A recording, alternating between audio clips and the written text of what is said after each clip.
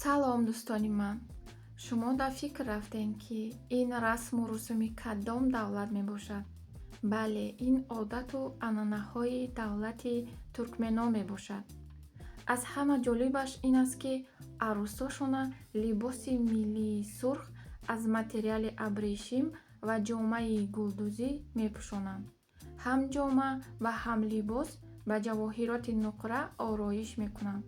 Либоси миллии арӯс ҳамаш метавонад аз 25 кило вазн дошта бошад.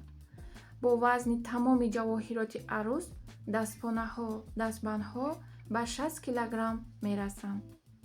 Ва ин пардаи арӯсӣ бояд 40 рӯз пӯшида шавад.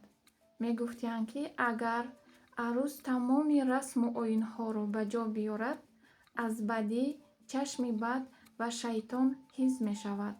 Даврои пеш дар Туркменистон духтарошон бояд, ки бодастони худ маҳри арӯсишона месохтанд, яъне гилем, курпаи гарм, либосҳо, қолинбофӣ, куртадӯзӣ, гулдӯзӣ ва ғайра.